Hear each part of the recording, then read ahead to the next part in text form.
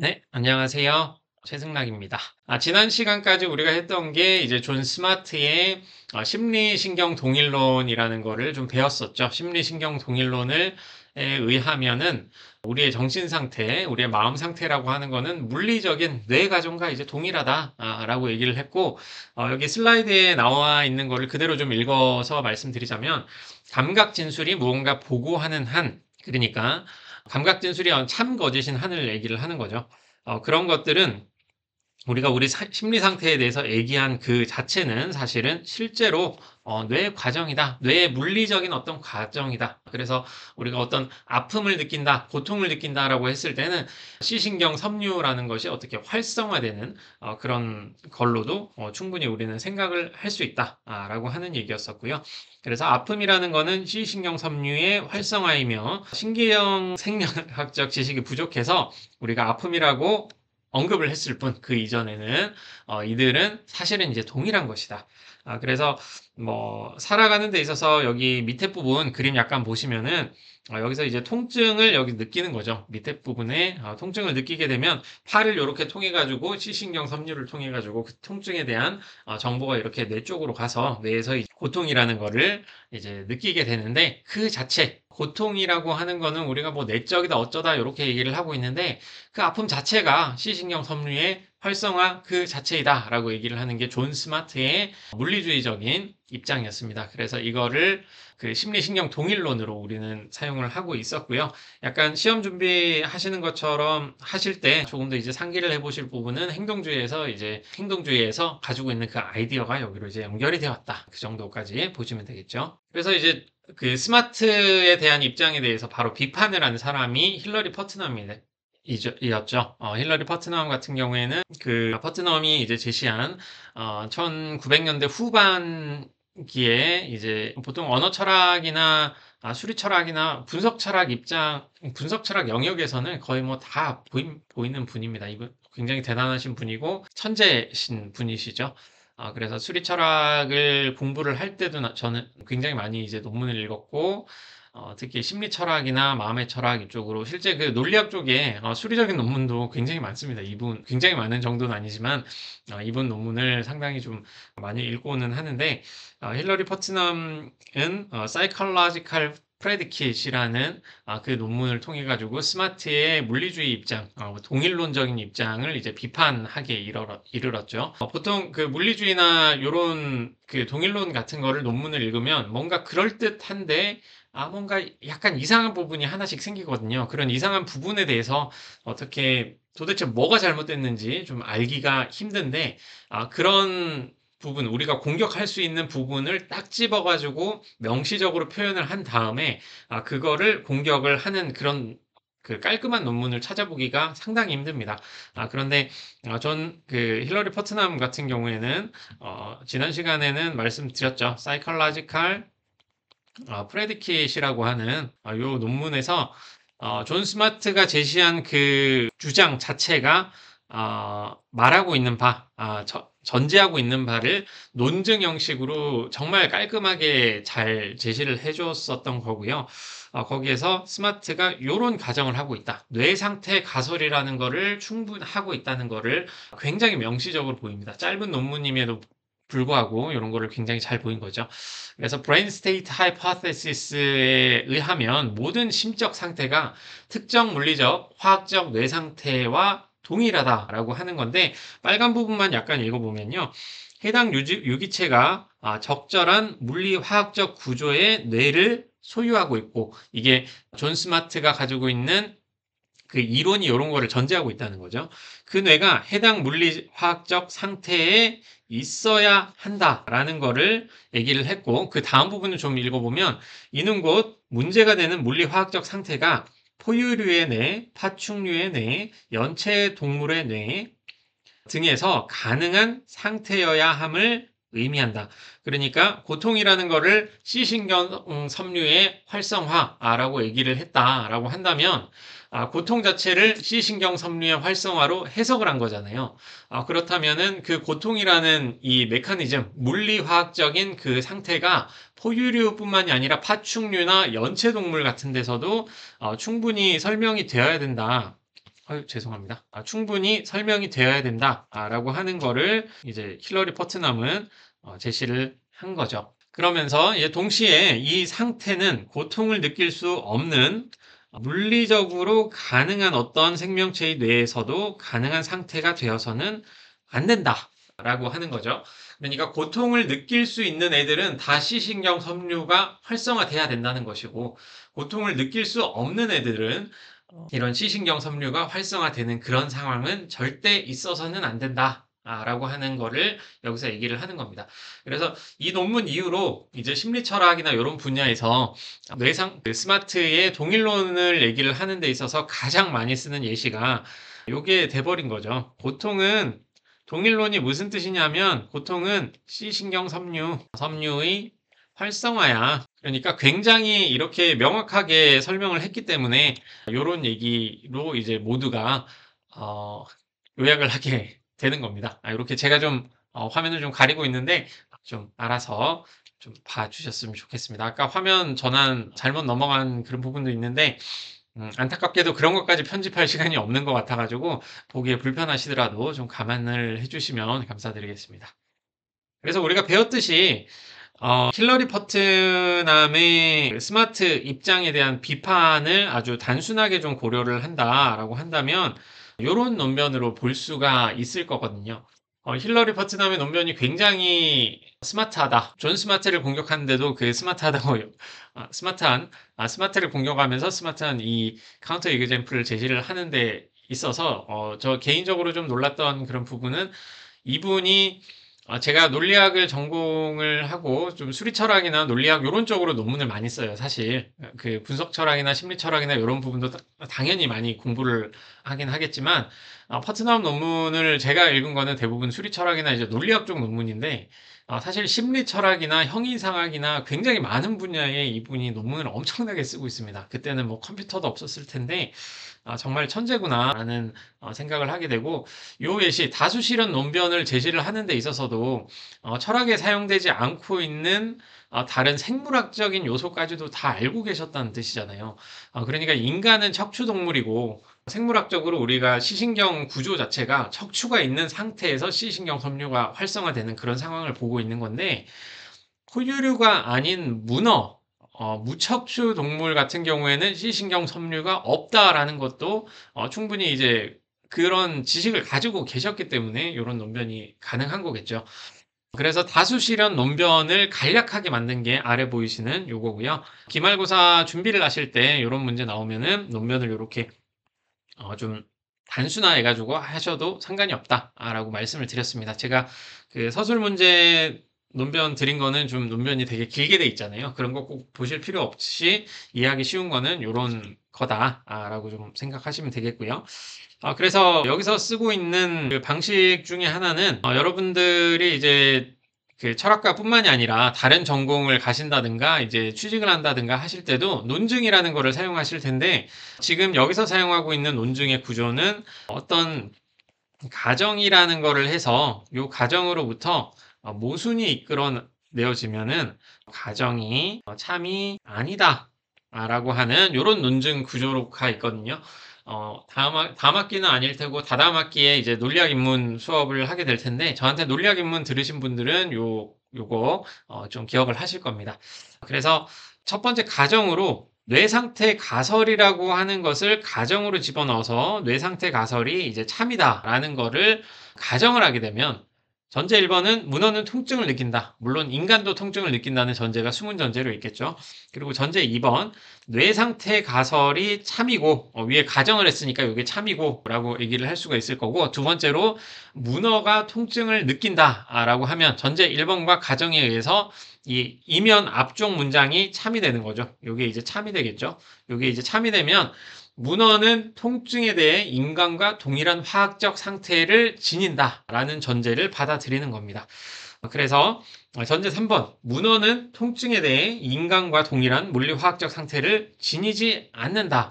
왜냐하면 무척추 동물이기 때문에 문어는 인간과는 다른 C신경 섬유의 활성화가 안 되는 그런 생명체이기 때문에 통증에 대해서는 인간과 동일한 물리화학적인 상태를 전혀 지니지 않는다라는 거를 알 수가 있습니다. 그런데 전제 두 가지를 보시면요. 여기 전제 1번과 2번의 전제를 보시면 가정과 전제 1번이 요 문장이잖아요. 요 문장이기 때문에 뇌 상태 가설이 참이고 문어가 이제 통증을 느끼지 않는다라는 게 참이기 때문에 우리가 얻을 수 있는 결론이 요 결론이 돼요. 문어는 통증에 대해 인간과 동일한 물리 화학적 상태를 지닌다. 여기 녹색으로 지금 제가 보여주고 있는 요 부분 있죠. 요 부분이 참이라면 우리가 녹색으로 뒷부분 여기에 보이시는 이 부분 여기에 이 문장을 참으로 받아들일 수밖에 없는 게 연역 논증이거든요. 연역 논증에 따라서 이런 결론이 나올 수밖에 없는데 전제 3번을 보시면 여기 이 부분과 문어는 통증에 대해 인간과 동일한 물리적 화학적 상태를 지닌다라는 것과 서로 모순되는 결과가 전제 3번에 있는 겁니다. 그래서 가정을 해서 다수 실현 논변에 의해서 이제 뇌 상태 가설이 참이다라는 가정을 했는데 모순이 이끌어져 나오는 거죠. 그렇다면 가정은 참이 아니다라는 얘기를 할 수밖에 없겠죠. 그래서 뇌상태 가설은 참이 아니다라는 게 되는 겁니다. 뇌상태 가설이 참이 아니다라는 말은 존 스마트가 얘기를 한 동일론 자체가 참이 아니게 된다라고 하는 결론이 나오게 되는 거죠. 그래서 힐러리 퍼트남의 입장은 첫 번째로 이 사람이 말을 했던 거는 어떤 동일론에 따르면은 우리 심적인 상태라고 하는 게 그냥 물리적인 상태와 동일하다라고 하는 게 동일론인데 그렇다면 어떤 심적인 상태가 있으면 다른 생명체도 완전히 똑같은 물리적 상태가 있어야지만이 그 동일론은 참이 될 수 있다. 그런데 문어는 전혀 그렇지 않다. 인간은 척추 동물이고 시신경 체계 자체가 이제 척추를 통해서 이루어지는데 문어는 무척추 생명체이기 때문에 무척추 동물이기 때문에 얘네는 시신경 섬유가 없고 그래서 뇌상태 가설을 받아들이는 물리주의에서 동일론이죠. 모든 물리주의는 당연히 아니고요. 동일론, 심리신경 동일론 자체는 우리가 절대 받아들일 수 없다라고 하는 게 힐러리 퍼트넘의 입장이었습니다. 그래서 이 사람의 Psychological Predicate에 나오는 쿼테이션을 좀 읽어보면요. 여기 제가 출처를 적어놓지도 않았는데 우리 슬라이드 보면은 이 얘기 그대로 좀 출처 적어놓은 게 있을 테니까 그거를 한번 보시고요. 우리가 포유류와 문어 모두에 분명히 적용될 수 있지만 예를 들어서 이제 배고픔이라는 그런 심적 상태를 생각을 해본다면 두 경우에서 물리화학적 상관물이 다른 심리적 수러를 Psychological Predicate를 단 하나라도 찾을 수 있다면 뇌 상태로는 붕괴된다. 그러니까 물리적으로 신경 생리적인 이 물리적이고 화학적인 구조가 전혀 다른 생명체를 우리가 하나라도 찾을 수 있다면 그리고 그 생명체가 우리가 느끼고 있는 고통이나 아픔, 슬픔 아니면 뭐 즐거움, 욕구 이런 것들을 다 가지고 있는데 물리화학적인 그 모습이 전혀 달라요. 그런 걸 하나라도 찾는다라고 한다면 뇌상태 가설은 참이 아니고 그래서 이제 심리신경 동일론은 거짓이다라고 하는 게 힐러리 퍼트넘의 주장입니다. 그래서 밑부분에는 이제 미드저니를 통해 가지고 제가 그림을 또 생성을 이렇게 한 건데 보시면은 뭐 문어도 있고요. 요걸 문어라고 그린 것 같아요. 문어도 있고 인간도 있고 외계인도 있고 여기 인공지능 컴퓨터도 하나 만들어 달라고 했는데 그거는 뭐 이런 건가? 잘은 모르겠지만 이런 거를 그린 거죠.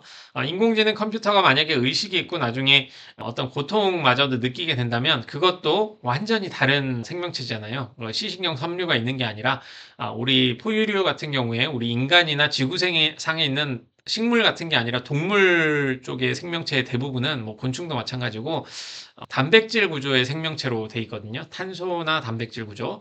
그런데 인공지능 컴퓨터, 우리가 쓰고 있는 컴퓨터의 반도체 칩 같은 경우에는 규소로 이루어져 있습니다. 규소는 보통 모래를 구성하고 있는 그런 원자 있는데 그 규소로 만들어진 생명체가 외계에도 있을 것이다. 이런 얘기도 뭐 사이파이 무비나 이런 과학자들도 좀 얘기를 하고는 있어요. 그래서 단백질 생명체와 규소 생명체도 전혀 다르기 때문에 만약에 인공지능이 더 발달을 해가지고 아픔이나 이런 거를 실제로 느낄 수 있겠구나라고 동의가 어느 정도 된다라고 한다면 그 생명체도 심리신경 동일론에 대한 어떤 비판의 소재로 쓸 수가 있겠죠. 그래서 그 퍼트넘이 고려했을 때 심리신경 동일론의 가장 큰 문제점은 다중실현 가능성을 설명하지 못한다. 물리화학적인 구조가 전혀 다른 생명체도 아마도 의식을 가질 것 같고 걔네도 통증이나 아픔이나 기쁨이나 이런 것들을 다 느낄 것 같은데 그런 부분을 전혀 설명을 하지 못하는 게 큰 문제점이고 그리고 어떤 우리 마음에 대한 얘기를 하는 데 있어서 우리는 인간만이 마음을 가지고 있다는 생각은 현대에는 더 이상 하지 않는 것 같거든요. 그러다 보니까 이제 앞으로 외계인도 만날 수도 있는 거고, 실제로 인공지능이 발전해가지고 더 나은지는 모르겠지만, 마음과 같은 거를 또 가지는 그런 세상도 한번 생각을 해볼 수가 있는 거고. 그렇다면, 우리 마음에 대한 이 이론은 종을 넘어서 훨씬 더 이제 다양한 생명체에 대해서도 얘기를 할 수 있는 그런 보편성을 지녀야 될 텐데, 심리신경 동일론은 이 보편성 자체를 전혀 설명을 해주지 못하는 문제점이 있다라는 게 힐러리 퍼트넘입니다. 이런 얘기를 하면서 힐러리 퍼트넘은 내 이론, 내가 제시하고 있는 그 기능주의는 이런 보편성을 설명을 해줄 수 있다라는 점에서 기능 상태 가설을 Psychological Predicate에서 적고 있는 거죠. 기능 상태 가설은 뒤쪽에 얘기를 하겠지만 힐러리 퍼트넘은 계속 말씀드리다시피 수리적인 부분에 있어서도 천재적인 재능을 가지고 있었고 그 부분에 대해서도 특히 컴퓨터 발전 같은 거에 대해서도 관심이 굉장히 많은 사람입니다. 그러다 보니까 컴퓨터 이론에서 봤을 때 컴퓨터 이론은 어떤 인풋이 있으면 아웃풋이 나오는 그런 기능을 가지고 있는 거거든요. 그래서 저 인공지능 컴퓨터가 언젠가는 생기지 않을까? 우리 인간과 마음을 가진 그런 기계 지능 같은 것도 충분히 생기지 않을까? 이런 생각을 하면서 이런 가설을 제시했다고 좀 생각이 됩니다. 그래서 Functional State Hypothesis를 한번 보시면 심리적 상태는 특정 기능적 역할, Functional Role을 기능적 역할이죠.을 수행하는 상태이다. 우리의 그 마음 자체가 알고 보면 심리적 그러니까 어떤 특정 기능적인 상태를 말한다. 여기서 말하는 기능적 역할, 기능적 상태, functional state라고 적고 있는데, 조금 뒤에 이제 튜링 기계라는 거를 좀 말씀드리면서 거기서 이제 사용되는 용어구나라는 걸 좀 아실 수가 있을 겁니다. 그래서 심적 상태는 그 자체로 물리적 구성에 의존하기보다는 입력과 출력 그리고 다른 내부 상태와의 관계에서 정의된다. 이런 점에서 그 이전에 제시를 했던 심신 이원론과 이론론의 그런 논의와는 상당히 좀 다른 관계가 되는 거였죠. 그래서 지난 시간에 했던 거 한번 상기시켜 보면은 도대체 요 기능이라는 게 그럼 뭐냐? 기능주의적으로 우리가 이거를 정의를 한다는 게 어떤 방식으로 정의를 하는 거냐라고 한번 생각을 해볼 수가 있는데 대표적인 게 이제 의자에 대한 기능주의적 정의입니다.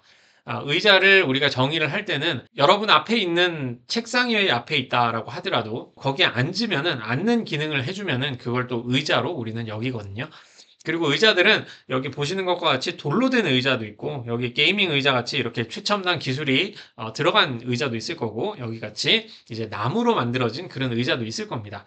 물리주의에서 말하는 것 같이 물리주의가 아니라 심리신경 동일론에서 말하는 것과 같이 우리가 가지고 있는 어떤 심리 상태나 마음을 구성하는 것들이 특정 단백질 구조로 된 뇌를 구성하고 있는 어떤 물리화학적인 그 어떤 물체 같은 것이 된다라고 한다면 기능주의가 말을 하고 있는 거는 그 마음을 구성하고 있는 그 물리적인 상태나 이런 것들은 큰 문제가 아니야. 그건 중요하지 않다. 우리 마음에서 우리가 어떤 거를 마음이라는 거를 규정을 할 때 꼭 필요한 거는 그 마음이 어떤 역할을 하는지, 어떤 기능적 역할을 하는 건지, 그거에 대해서 얘기를 해야 된다. 라고 얘기를 하는 거죠. 그래서 의자도 나무로 된 의자가 있고, 돌로 된 의자가 있고, 플라스틱으로 된 의자가 있듯이 마음도 어떤 특정 기능적인 상태를 구성하는 게 마음이기 때문에 플라스틱으로 만들어진 마음도 있을 수가 있을까요? 그건 모르겠네요. 규소 생명체가 가지고 있는 마음도 있을 거고, 탄소 생명체가 가지고 있는 마음도 있을 거고,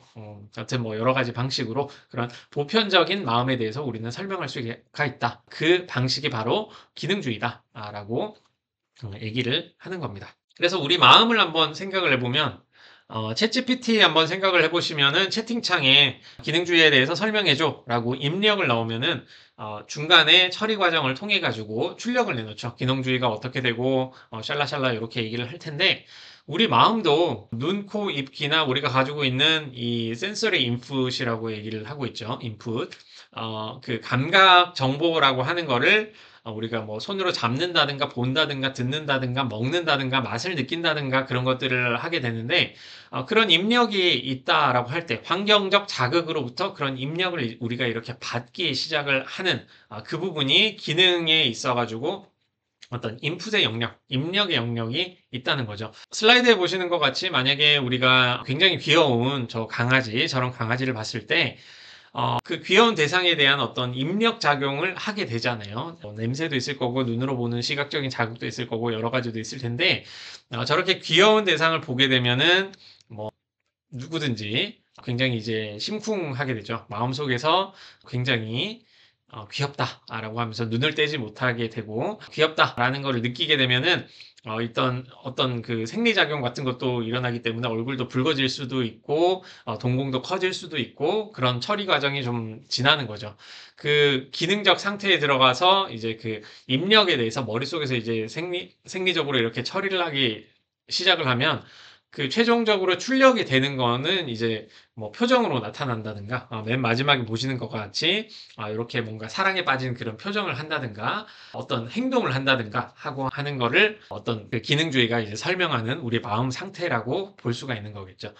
그래서 컴퓨터 같이 컴퓨터도 이제 입력이 있으면 출력이 있듯이 우리 이 마음 상태라고 하는 것 자체도 사실은 입력이 있으면 어떤 자극이 있으면 그거를 어떤 기능 상태로서 처리를 한 다음에 행동으로 이제 출력을 한다든가 그런 방식으로 우리가 설명을 할 수 있는 거 아니겠느냐. 물론 그 마음이라는 게 도대체 구체적으로 어떤 종류의 기능을 하는 거냐라는 거에 대해서는 정의하기가 굉장히 힘들 것이고 거기에 대해서도 이제 힐러리 퍼트넘이나 뭐 어떤 철학자가 했다든가 그런 것도 전혀 없습니다. 그런 건 없지만 우리 마음이 가지고 있는 그 특징에 대해서 설명하는 데 있어 기능주의는 상당히 많은 동의를 받아온 입장이다. 그리고 힐러리 퍼트넘이 이 기능주의에 대한 그 장점을 얘기를 하듯이 보시는 것과 같이 인간뿐만이 아니라 다른 종의 심적 상태에 대해서도 설명할 수 있는 그런 보편적인 설명 방식을 제시한다는 게 기능주의의 정말 큰 장점이 될 수 있을 거고요. 인간뿐만이 아니라 이제 인공지능 같은 경우에도 나중에 귀여움이라든가 그런 거를 느낄 가능성도 충분히 있지 않을까 싶거든요. 그럴 때는 기능주의적인 입장에서 이제 마음을 또 설명할 수 있는 그런 상황이 되겠죠. 그리고 두 번째는 이제 기능주의는 힐러리 퍼트넘이 이거는 이제 Psychological Predicat이라는 논문에도 실제로 적은 내용입니다. 이원론 같이 데카르트와 같이 영혼이 존재해서 우리 마음이 비물리적 실체라 가지고 그 마음이 어떤 인과적 작용을 해가지고 우리가 물리적 실체인 우리 몸이 이렇게 움직이는 그런 부분에 있어서도 기능주의는 설명을 충분히 할 수가 있다. 라고 하는 게 큰 장점이다. 라고 얘기를 하고 있는 거죠. 그래서 여기에 뭐 외계인이라든가 문어라든가 외계인은 N것 같네요. 문어라든가 뭐 인공지능 컴퓨터라든가 인간이라든가 이런 대상들의 마음을 설명하는 데 있어서 기능주의는 굉장히 큰 장점이 있고 이런 기능주의적인 아이디어를 현대에는 굉장히 많은 수의 대부분의 이제 철학자들은 이 아이디어와 물리주의적인 아이디어를 이제 받아들여 가지고 마음에 대해서 설명을 하려고 꾸준히 노력을 하고 있습니다. 네, 이렇게 힐러리 포트넘은 존 스마트의 심리신경동일론에 대해서 기능주의적으로 이제 비판을 하기 시작을 했는데, 문제는 그렇다면 물리주의적인 입장에서 봤을 때 심리신경동일론이라고 하는 거는 고통이라는 게 어떤 물리적인 상태이다. 라는 식으로 얘기를 했었잖아요. 그런 입장이 보통 많이들 말하고 있는 환원적 물리주의라고 얘기를 하고 있습니다. 물리주의가 심신이원론과 조금 다른 것 중에 하나는 심신이원론은 마음이라고 하는 그 상태가 비물리적 실체이다 라는 거였잖아요. 근데 문제는 이 비물리적 실체라고 하는 게 어떻게 물리적 실체인 우리 육신에 인과적인 영향력을 미치는가 그거에 대해서 좀 제대로 설명해 주려고 했던 게 이제 물리주의고 물리주의 같은 경우에는 이제 심적인 상태를 말하고 있는 것들, 마음이라고 하는 것들, 그런 것들은 다 물리적인 것들로 완전히 설명이 된다. 사실은 우리가 고통이라고 하는 것도 알고 보면 C신경 섬유의 활성화다라고 얘기를 했던 게 물리주의가 됩니다. 그런데 이제 기능주의로 가게 되면 많은 그 문어 같은 경우에도 고통을 느낀다고 하고 있고, 인간도 고통을 느끼고, 만약에 규소 생명체인 어떤 외계인이 있어서 그 외계인은 우리와 전혀 다른 신경 체계를 가지고 있을 텐데, 그런 경우에도 통증을 느낀다. 그렇다고 한다면 도대체 어떤 방식으로 물리주의를 설명을 해야 되느냐. 거기서 나온 게 이제 기능이라는 것인데, 여기에서 의견이 많이 갈리고 있습니다.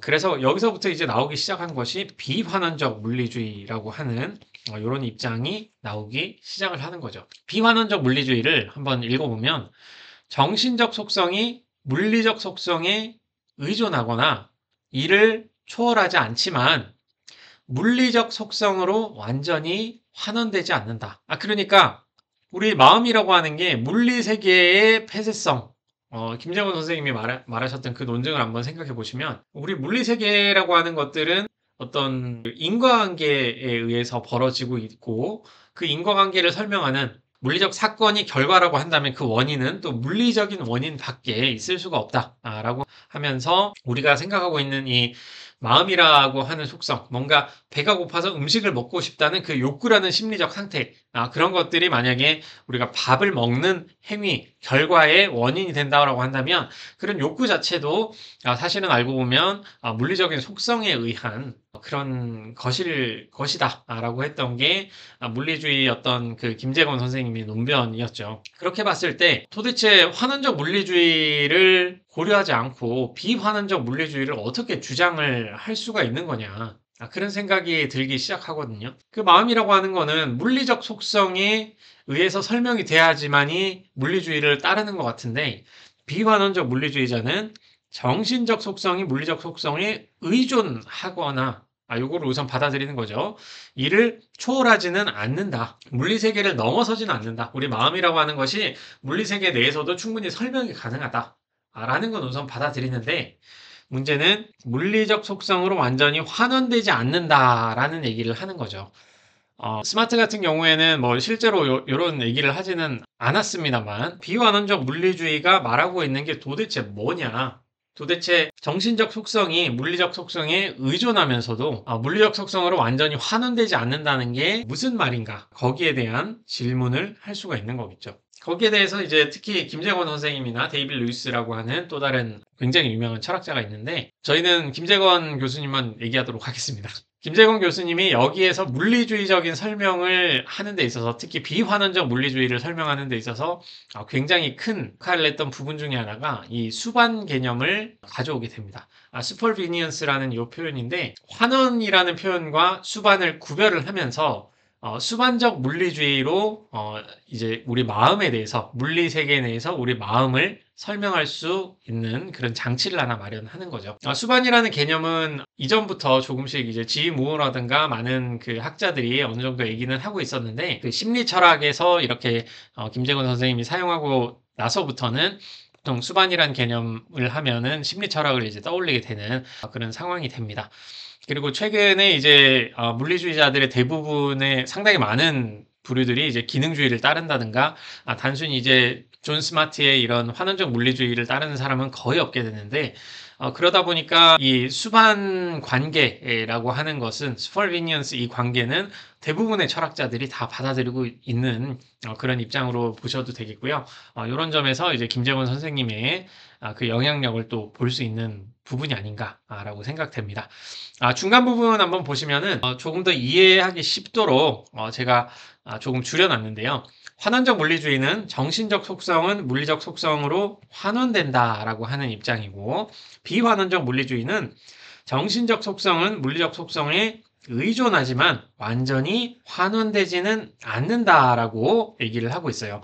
여기서 그 의존이라는 요 표현이 이제 김재건 선생님은 수반이라는 개념을 도입해가지고 요 의존이라는 게 어떤 뜻이냐, 거기에 대한 거를 명확하게 제시를 하셨던 거죠. 뭐 대표적인 직접적인 쿼테이션은 아닌데 그걸 좀 쉽게 설명한 부분이 아래쪽에 나오는 요 부분입니다.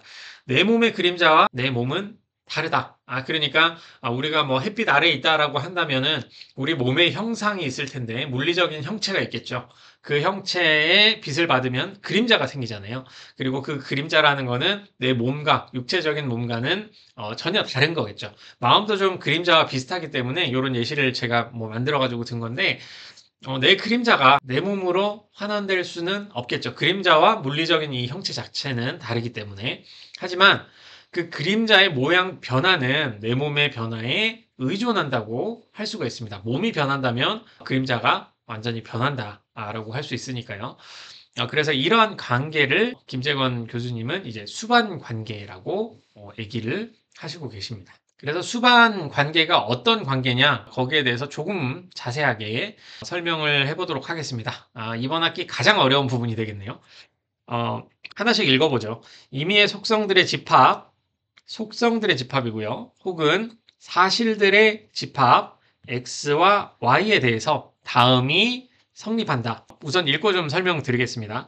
X가 Y에 수반한다라고 하는 말은 무슨 말이냐면 Y의 속성 변화 없이는 X의 속성에 어떠한 변화도 없다라고 하는 게 수반입니다. 속성이라는 거는 지난번에 말씀을 들었었죠. 잠시만요. 기기가 익숙하지가 않아가지고 보통은 이런 부분 편집하는데 지금 시간이 없어서 아마 편집 못할 것 같아서 사과 말씀을 좀 드리겠습니다. 속성이라고 하는 거는 어떤 물체나 어떤 대상이 가지고 있는 특징들을 속성이라고 한다라고 말씀을 드렸어요. 그래서 뭐 마음의 속성이라고 한다면은 마음이라고 하는 것이 지니고 있는 어떤 특징 같은 것들을 우리는 속성이라고 하고 있는 거죠.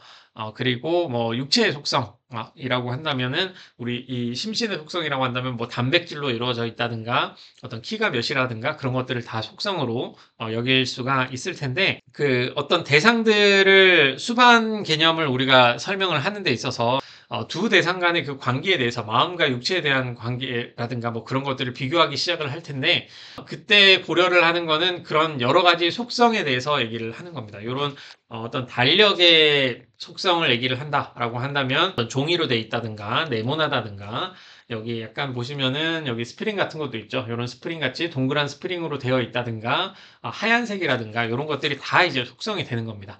그래서 우리가 비교하는 거는 X와 Y로 지금 저기 적어 놓은 것들은 어떤 대상의 속성들의 집합들, 그 가지고 있는 모든 그 속성을 고려를 하면 되는 거고요.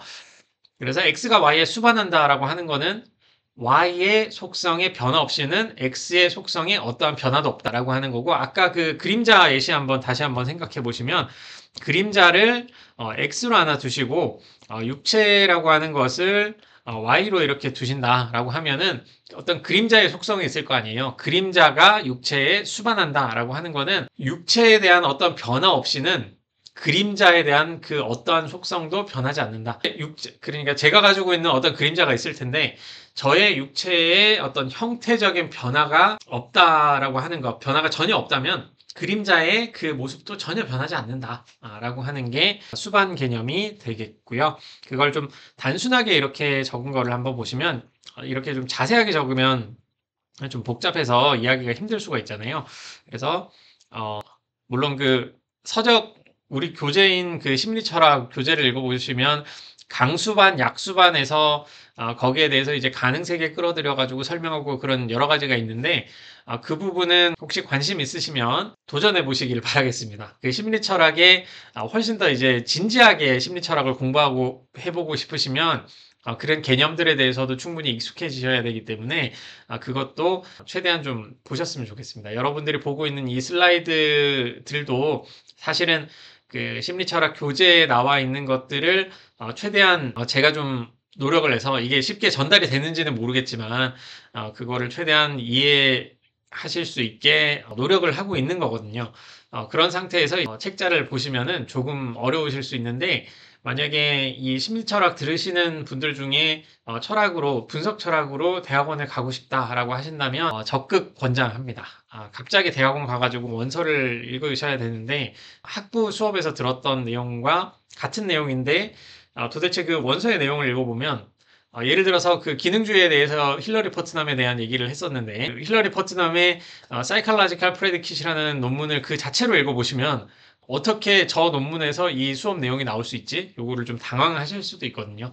저도 좀 비슷하게 당황을 했던 그런 경험이 있기 때문에 혹시 관심 있으시다 하시면 그 심리철학 책자를 한번 더 읽어보시기를 바라겠습니다. 수반을 조금 단순하게 설명해 보겠습니다. 세 가지 정도로 요약을 할 수 있는데 만약 두 대상이 Y 속성들에서 구별 불가능하다면 반드시 X 속성들에서도 구별 불가능하다라고 이렇게 적은 거고요. 그러니까 예를 들어서 우리 마음이 김재고 선생님이나 우리 마음 이론에서 비환원적 물리주의를 설명하는 데 있어서 수반 이론을 본다면 우리 마음이 우리 육체에 수반한다. 마음이 물리세계에 수반한다라고 얘기를 해야 되겠죠. 그리고 그 말은 뭐냐면은 우리 그 물리세계에 있는 우리 몸이나 육체 같은 게 변하지 않는다면, 동일하다면 우리 마음 상태도 동일하다라고 하는 거거든요. 그래서 첫 번째 식으로 한다면 우리 육체 속성들이 변화했다는 게 이제 구별 불가능하다라고 한다면 마음의 속성들도 구별 불가능하다라는 식으로 얘기를 할 수가 있고 가장 단순하게 말을 할 수 있는 거는 육체에 대한 변화 없이 물리적인 변화 없이 우리 마음에 대한 변화도 전혀 없다라고 얘기를 하는 게 수반 이론이라고 보시면 되겠습니다. 그래서 X의 속성들이 같다면 Y의 속성들이 같다. 이것도 수반 이론에 의한 건데, 우리 그 마음의 속성이 만약에 같다라고 한다면, 내 마음 상태가 지금 동일하다라고 한다면, 우리 물리적인 그 육체의 속성도 이제 동일하다. 내가 아프다라고 하는 어떤 고통의 속성을 가지고 있다면, 그렇다면 우리 내 뇌에 있는 그 신경 생리적인 작용은 C신경 섬유의 활성화, 그 이외에는 다른 게 아니다. 이게 달라질 수가 없다. 내가 고통을 느끼는데 어떤 포유류고 인간으로서의 내가 고통을 느낄 때는 갑자기 물론 A신경 섬유나 C신경 섬유 두 가지 다 사용할 수 있지만 갑자기 없던 어떤 신경이 즐거움을 느낄 때 신경이 막 머리에서 나오고 그러진 않는다는 거죠. 그게 수반의 다른 표현입니다. 그런데 이 수반이 환원과 다른 이유는 뭐냐면 환원 같은 경우에는 마음이 곧 물리적인 것이다 라고 얘기를 하고 있는데 이거는 일종의 의존 관계로 설명하고 있거든요. 그걸 한번 비교해 보면서 하나씩 보겠습니다. 예를 들어서 예로 나오는 거 이거를 하나 보시면 음식의 맛은 재료의 종류에 수반한다. 이렇게 얘기를 할 수가 있거든요. 우리가 뭐 스테이크를 먹을 때 그런 맛들이 다 있을 거잖아요. 그럴 때 어떤 거를 먹었을 때 그 맛이 전혀 변하지 않았다라고 한다면 그게 아니죠. 그 스테이크를 먹을 때 그 고기라는 것이 전혀 변하지 않았다라고 한다면 고기가 상하지도 않았고 내가 먹고 있는 잘 구워진 그 스테이크 그런 거라고 한다면 그 고기의 맛은 전혀 변하지가 않았겠죠. 그래서 음식의 맛은 재료의 종류에 수반한다라고 하는 거는 재료가 완전히 동일하다면 뭐 요리한 정도라든가 스테이크뿐만이 아니라 야채 같은 것도 다 있겠죠. 회도 있을 거고 뭐 중식도 있을 거고 여러 가지가 있을 텐데 그런 것들이 이제 재료가 같다라고 하면은 음식의 맛도 이제 동일하다라고 하는 겁니다. 그래서 음식의 맛은 재료의 종류에 수반한다라고 얘기를 할 수 있을 텐데 한번 생각을 해보시면 동일한 맛인데도 종류는 다를 수가 있거든요. 그러니까 한번 비교를 해봅시다. 음식의 맛과 재료의 종류 이 두 가지를 봤을 때 음식의 맛이라고 하는 게 재료의 종류이다 라고 한다면 좀 유사하게 마음이라는 거는 물리적 뭐 속성이라든가 그런 식으로 이제 했던 심리 신경 동일론 입장으로 한번 보셨을 때 요것과 비슷하게 음식의 맛이라는 거는 사실은 재료가 가지고 있는 어떤 물리적인 속성이야 라고만 얘기를 한다 라고 한번 봅시다. 그렇다면 여러분들이 한번 생각을 해봤을 때 맛은 똑같은데 재료가 전혀 다른 그런 예시를 하나라도 찾는다면 여기에 대해서 밑에 있는 거에 대해서 비판을 할 수가 있겠죠. 지금 밑에 보이시는 요거 음식의 맛이 곧 재료의 종류이다 라고 주장을 하는 게 심리신경 동일론이 주장하는 것과 동일한 거고 요런 방식의 설명이 환원을 할 때의 설명과 동일한 겁니다. 그렇다면 여기에 대해서 이제 비판을 하는 방식은 무엇이 있을까? 그리고 수반과는 어떻게 다를 수가 있을까? 수반 관계에서는 음식의 맛은 재료의 종류에 수반한다라고 얘기를 하는 거죠. 여기서 얘기를 하는 거는 재료가 안 바뀐다면 맛은 변하지 않는다라고 하는 거예요. 하나는 여기 재료라는 게 있으면 재료가 바뀌지 않아요. 그러면 맛도 바뀌지가 않아요. 요거를 얘기하는 게 수반이고요. 맛이 바뀌지 않아요. 그러면 재료도 바뀌지 않아요. 라고 하는 건 수반이 아닙니다. 수반에 해당하는 거는 요거만이 수반이고 밑에 부분은 수반이 아니다. 환원 같은 경우에는 둘 다 받아들인다. 요런 차이가 우선 있다는 거 알고 그 예시를 하나씩 보도록 하죠. 요즘에 제가 춘천에 그 MS마트 한번 가보시면 통조림이 있는데 거기에 비건 통조림이 있거든요. 옛날에는 비건 통조림이 굉장히 비쌌는데 이제는 굉장히 그 일반 통조림보다 저렴하더라고요. 한 3천 원 정도 해가지고 깜짝 놀라가지고 먹어봤는데 물론 실제로 고기와 비건 스테이크와 육식 스테이크의 맛은 많이 다릅니다. 이게 민감하게 보시는 분들은 텍스처나 이런 것들이 굉장히 다르다고 알 수가 있으실 텐데 정말 잘 만든 그 비건 스테이크 같은 경우에는 육식과 좀 구별이 상당히 힘들 정도로 만들어져 있다고 하거든요. 요거는 기본적인 예시로 들고 있는 거니까 요거 말고도 다른 예시 충분히 찾으실 수 있지 않을까 그렇게 생각이 됩니다. 그래서 환원주의적인 입장에서는 맛과 어떤 재료의 종류, 재료의 물리적인 특성은 이제 동일하다라고 얘기를 했잖아요. 근데 육식 스테이크와 콩으로 만든 비건 스테이크의 맛이 그냥 동일하다고 한번 해보자고요. 동일하다고. 다른 예시를 또 찾을 수도 있을 텐데. 동일하지만 요거는 재료가 전혀 다릅니다. 하나는 정말 그 고기라고 하는 것이고 다른 하나는 단백질로 돼 있는 그런 콩으로 만든 그래서 가공한 거죠. 그래서 요런 그 전혀 재료가 다른데 맛을 동일하게 구현하는 거에 보통 뭐 분자 요리 뭐 그런 식으로 얘기를 하고 있는데 다른 사례를 좀 찾아보시면은 많이 있을 겁니다. 그래서 보시면은 맛에서 변화가 없다라고 한다면 맛이 동일하다면 재료에서 변화가 없다라고 하는 거. 여기에 대한 판례가 제시가 된다는 거죠. 그죠? 그러니까 음식의 맛이 재료에 수반한다라고 하는 거는 재료가 변하지 않는다면 맛이 변하지 않는다라고 하는 거였죠. 위에 게 요게 수반입니다. 밑에 게 아니라. 이 두 가지 다 받아들이는 거는 환원의 개념이 될 거고요. 그래서 맛이 같다면 재료가 같다라고 하는 요 밑에 있는 요 관계는 성립을 하지 않는 사례를 찾을 수가 있을 겁니다. 비건 스테이크가 그 대표적인 사례라고 좀 보시면 되겠고요. 마찬가지로 여러분들도 다 성인이시니까 롱아일랜드 아이스티라고 하는 칵테일이 있는데 그 칵테일은 지금 보시는 것과 마찬가지로 제가 뭐 많은 음식을 알진 않아가지고 찾다 보니까 요거 정도만 알게 됐습니다. 드라이진이나 럼이나 보드카, 데킬라, 쿠엔트로는 뭔지 모르겠고 레몬주스, 설탕, 콜라인데 지금 빨간색으로 이렇게 쳐놓은 거는 전부 다 술이거든요. 근데 아이스티라고 하는 거는 상표로서는 립톤 같은 거 보시면 아시겠지만 달달하게 맛있게 먹는 차로 알고 있잖아요. 그래서 롱아일랜드 아이스티는 술이고 그거 말고 이제 차로 먹는 술이 아닌 그런 다른 음식도 있겠죠. 그런 것도 한번 봤을 때 맛이 같다고 해서 이런 재료가 같은 것은 아니다라는 관계. 그거를 좀 볼 수 있습니다.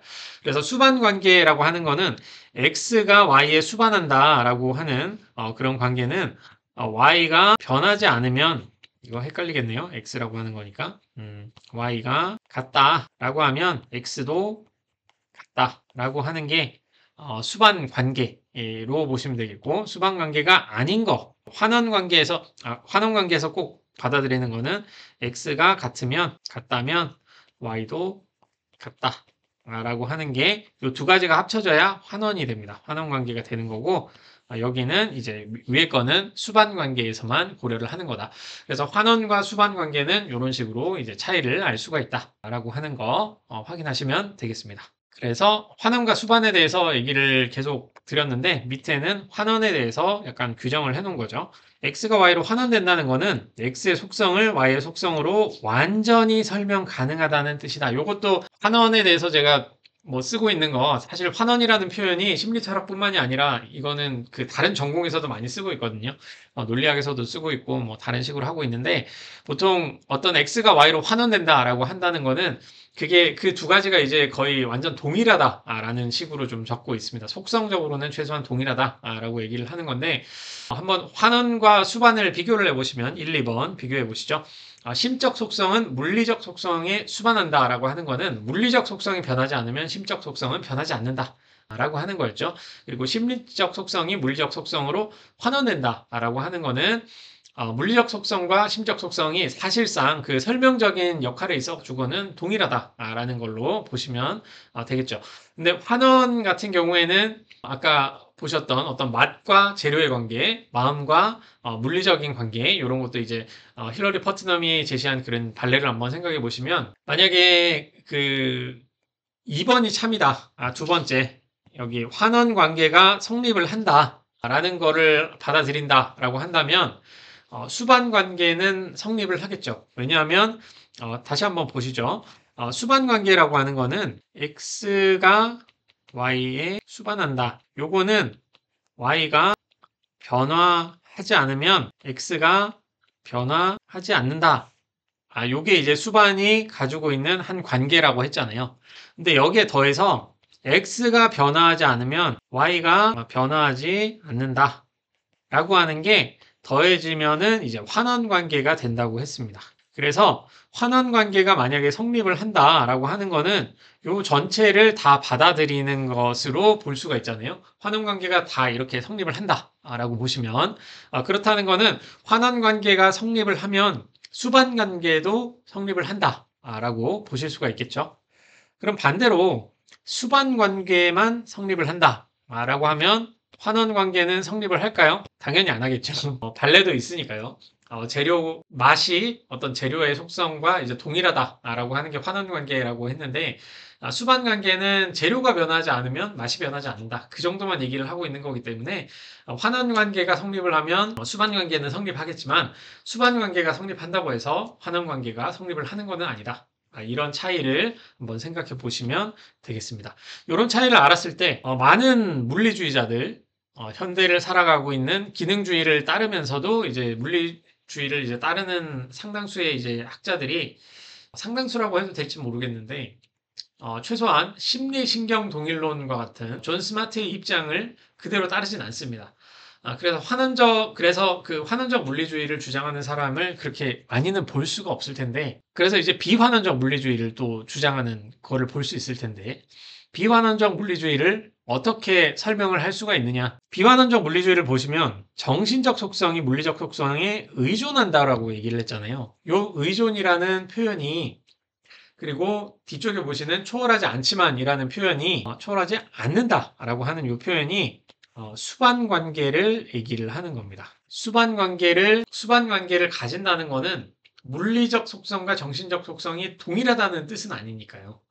최소한 물리적인 상태가 변하지 않는다라고 한다면 우리의 정신적인 상태도 변하지 않을 것이다. 라는 거를 얘기를 하는 게 수반 관계고 그 정도를 받아들이는 것도 물리 세계의 인과적 폐쇄성을 부정하는 건 아니기 때문에 이 수반 관계를 받아들이면 비환원적 물리주의를 우리가 설명을 할 수가 있을 것이다. 라고 하는 거죠. 그래서 우리가 요 말은 이제 심적 상태가 동일하다고 해가지고 다른 물리적 상태까지도 동일할 필요는 없다라고 하는 거를 받아들이는 거고, 그거는 기능주의의 그 다수 실현 논변을 한번 생각해 보시면 고통이라고 하는 것을 실현하는 물리적 상태가 인간과 같은 이런 척수 동물의 상태도 있지만 문어와 같은 무척추 동물의 상태도 있다라고 하는 측면에서 비환원적 물리주의가 충분히 이제 주장이 될 수가 있는 거겠죠. 그래서 물리주의라고 얘기를 할 때 물리주의는 보통 이론론적인 주장을 J.J. 스마트까지는 해왔었기 때문에 죄송합니다. 계속하겠습니다. 물리주의 입장에서는 어떤 이론론만을 주장할 수밖에 없다라고 생각을 할 수가 있는데 비환원적 물리주의로 오고 나서는 이론론적인 주장도 하면서 아주 특수한 경우에는 이원론적인 설명도 하게 되는 그런 상황이 이제 발생을 하게 되죠. 물론 그 상황에서 이원론적인 주장을 하는 자체가 물리주의를 완전 벗어나는 것인가? 그거는 이제 수반 이론을 따르느냐, 따르지 않느냐. 거기에서 또 달라지는 거고요. 그러다 보니까 이제 물리주의는 여러 가지 입장들이 있을 수 있는데, 그 중에서 이 수반 논제라고 하는 것은 최소한 그 물리주의를 주장한다면 필수적으로 우리가 받아들여야 될 그런 논제가 됐다. 그런 점에서 뭐 김재건 선생님의 그런 기여도 굉장히 컸다라고 하는 거를 알 수가 있습니다. 이제 마지막으로 이제 기능주의와 인공지능 얘기 들어가기 앞서서 물론 지금도 기능주의에 대한 얘기도 충분히 나가고 있는 건데 조금 더 이제 전문적인 심리 철학의 얘기를 하는 데 있어 가지고 이 수반에 대한 개념을 여러분들한테 말씀을 안 드리면 안 되겠다라는 생각을 했어요. 현대에 많이 논의되고 있는 그 심리 철학의 핵심 개념은 사실 수반 이론입니다. 이 수반 개념을 수업 시간에 제대로 다루지 못해가지고 요건 좀 다루고 지나가야 되겠다라고 생각을 해서 집어넣은 거니까 좀 길더라도 좀 생각을 해주시고요. 이런 수반 이론을 받아들이기 시작을 했을 때 심신이원론과 심신이론론은 환원주의와 비환원주의의 입장에서 굉장히 다양하게 여러 가지로 나오게 됩니다. 심신이원론을 한번 보시면 우리가 지금까지 배웠던 실체 이원 데카르트의 실체 이원론이 있죠. 그 마음과 물질이 물리적인 실체가 아니다. 마음이라는 거는 물리적 실체가 아니고 몸은 물리적 실체. 그런 차이가 있고 부수현상론도 마음이라는 거를 기본적으로 물리적 실체가 아닌 것으로 받아들이는 것이고 부수현상론이 특이한 거는 이제 마음이라는 상태가 그 심신인과를 좀 하지 않는 쪽으로 생각을 했던 거죠. 토마스 헉슬리가 이런 강한 입장을 지녔었고 프랭크 잭슨 같은 경우에는 사실은 마음이라는 그 작용을 확실하게 얘기를 하는지는 제가 다른 논문을 찾아봐야 되는데 최소한 통증이나 고통이나 이런 것들, 퀄리아라고 우리가 배운 것들, 그런 것들에 대해서는 부수연상론을 얘기를 좀 하고 있습니다. 가끔 생각을 해 볼 때도 뭔가 그 최소한 심신인과를 얘기를 하는 측면에 있어서 물리주의적인 그 현대적인 입장을 따르더라도 모든 그 내적 상태인 퀄리아가 우리 행동의 원인인 거는 아니어 보이거든요. 그래서 어떤 종류의 퀄리아는 그 행동의 원인이 되지만 어떤 종류의 퀄리아는 행동의 원인이 안 될 수도 있다. 이런 입장도 충분히 가능하지 않을까 생각하고요. 거기에 대해서도 이제 그런 식으로 나가면 지금 보시는 표보다는 훨씬 복잡해지겠죠. 우선 적힌 대로 하나씩 보도록 하겠습니다. 심신이원론으로 가게 되면은 여기는 대부분이 이제 비환원주의로 이제 보셔야 되겠죠. 우리 심적인 상태 그 자체가 실제로 이제 물리세계의 독립적인 그런 대상이 돼버리니까요.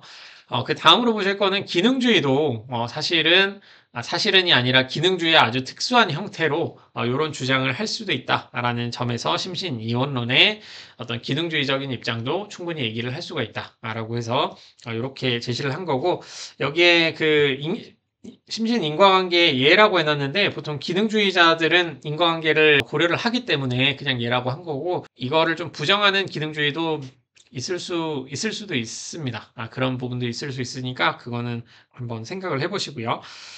그리고 다른 비환원주의 중에 하나가 이제 속성 이원론으로 데이비 차머스 같은 경우의 입장이 있습니다.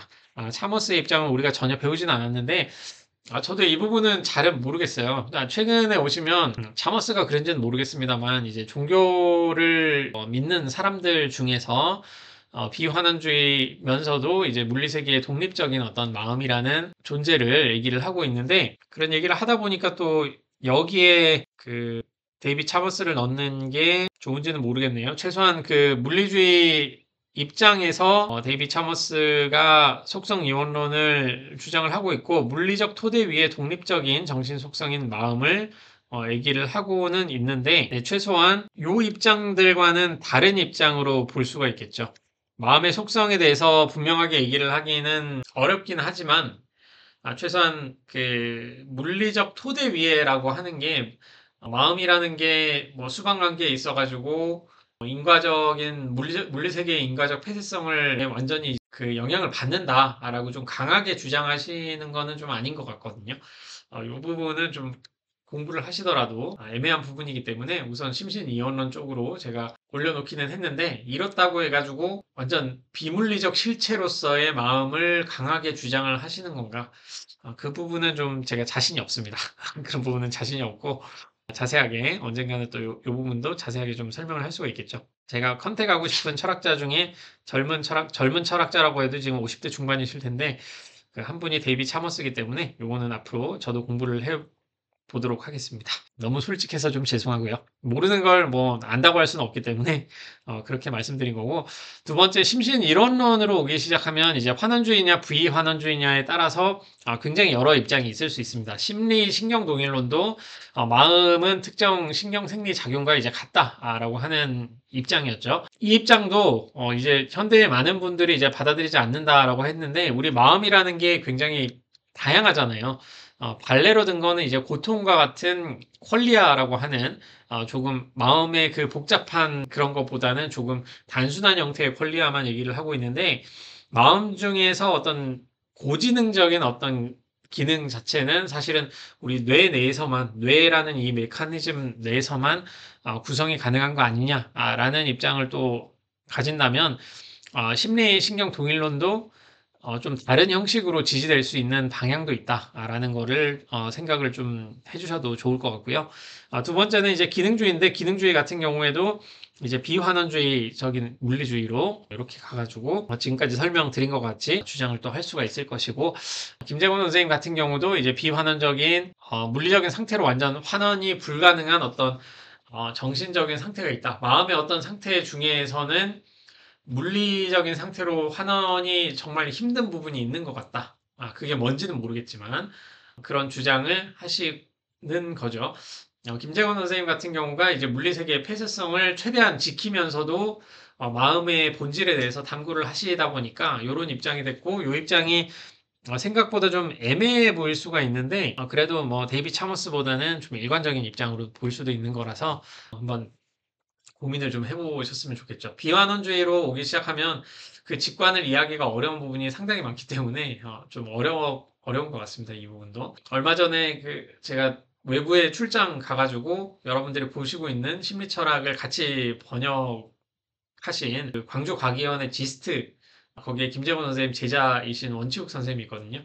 원치욱 교수님하고 이제 그 비환원주의에 대해서도 계속 물어보고, 제가 좀 여쭤보고 배우고 그 최근에 입장이나 뭐 이런 것도 들어봤는데, 좀 원지욱 교수님이 기억하실지는 모르겠지만 그래도 좀 어느 정도 동의는 해주셨던 것 같아요. 비환원주의에 많은 입장들이 있는데 거기에 대해서 그 직관을 이해하기는 상당히 힘들다. 원지욱 교수님은 사실 전공 그쪽 심리철학 쪽에서는 우리나라의 전문가이시기 때문에 뭐 잘 아시겠지만, 개인적으로 뭐 제가 가지고 있는 그 고충에 대해서 좀 동의를 해주셨던 것 같다. 그 정도만 얘기를 해보겠습니다.